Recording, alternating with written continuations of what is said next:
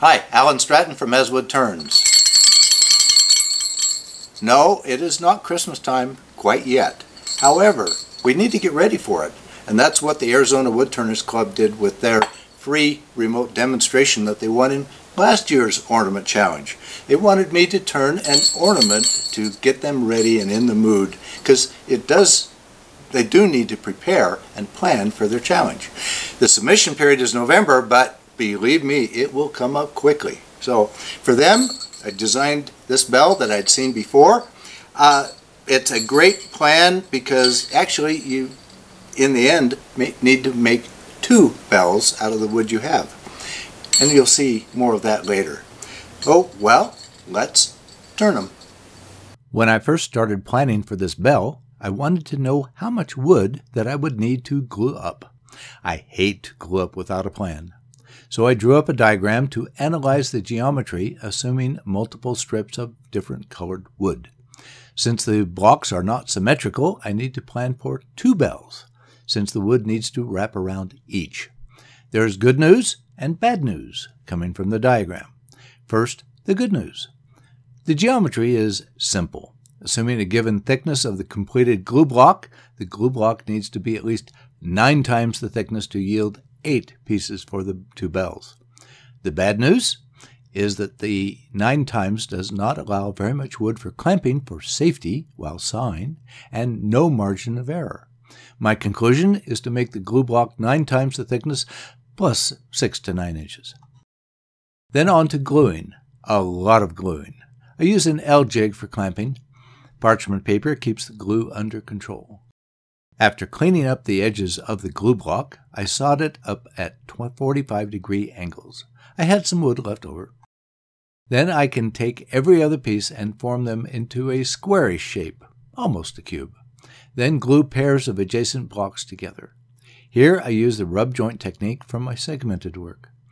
I do not need clamps and can focus on aligning the wood edges at the joints. Clamps would be tough to use anyway.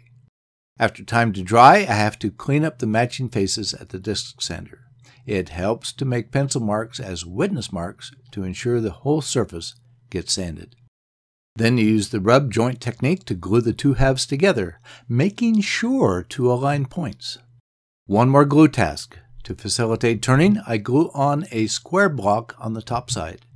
Make sure it is square so that the corners align with the diagonal glue lines. This block will help hold it all together and provide a means to hold it to the lathe. Since it is square, diagonal lines on the new block will also indicate the center of the larger block. This is important to keep the center on the turning axis. There is a problem with this turning block. That is the unsupported end grain on the backside of every joint. This, with the mostly end grain glue joint, is very weak and prone to splitting out. Actually, it is only a matter of degree. It will split until the wood is round and the end grain is supported. The trick is to be gentle and to be smart with the cutting. This is more like a bowl than a spindle. Coming in directly from the side and perpendicular to the turning axis would guarantee splitting that could be catastrophic. Instead, cut from the bottom up and be gentle. This will be over soon.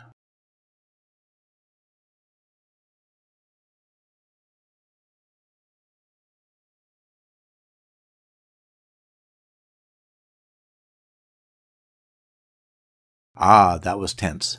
Now that it is round, the end grain is supported and the splitting risk reduced. This wood is very hard, so light, gentle cuts are about all that I can do anyway. I can start shaping the lower portion of the bell. At the bottom, I want to take off only enough to show just a bit of the next layer at the corner.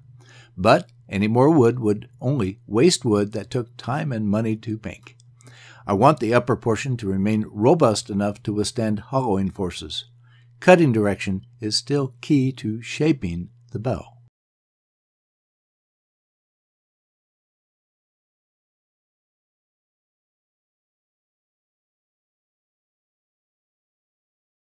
To start hollowing, I may as well drill the handle hole. It will make the hollowing easier anyway to have a center hole. I'm drilling a 1/4 inch hole that will also serve to receive the handle. Then start hollowing, first with a spindle gouge. There's not a lot of wood to remove. Then switch to a round nose scraper to finish up.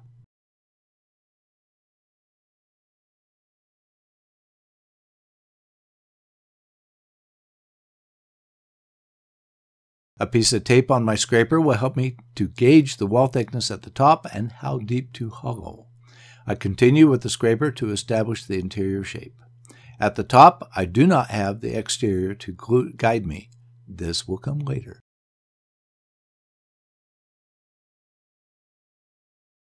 With sanding completed, I can apply shellac friction polish to the interior, then rub to buff.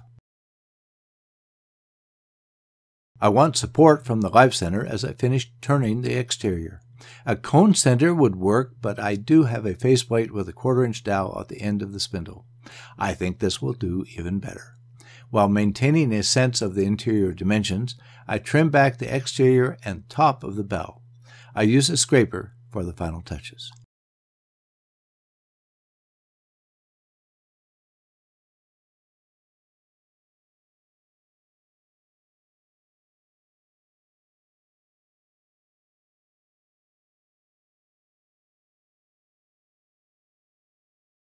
After a thorough sanding, I can apply shellac friction polish to the outside. Now for the extreme top of the bell. Others may use PVC pipe to cushion the bell from the jaws.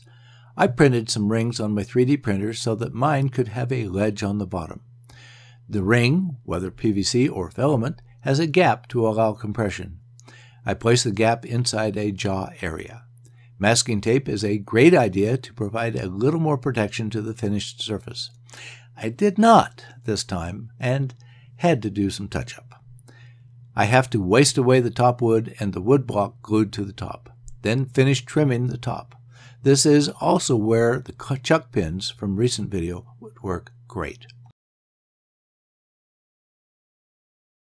After sanding, a little more shellac friction polish for the top.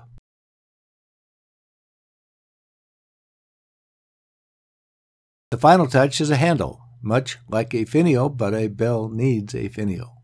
First, cut a tenon for the handle, then shape the handle mostly with my skew. I like the surface that the skew leaves compared to what I get from a gouge.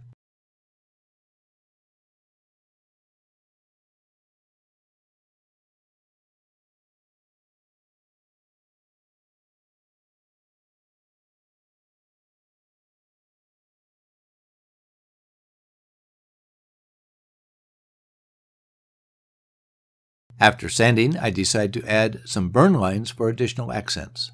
After burning, a touch of sanding to handle any edges that raised. Then finally reverse into a chuck with that tenon at the bottom. Then trim the top of the handle and finish sanding and apply shellac.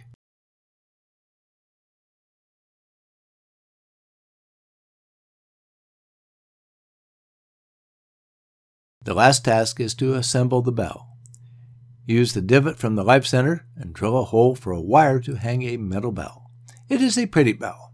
While slightly different due to the wood order being reversed, the second bell provides for a complementary set of bells.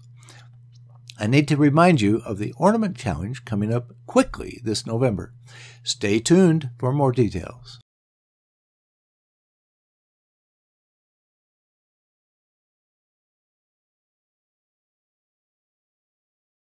Please give this video a thumbs up, subscribe on my website because my notifications are more reliable than YouTube's.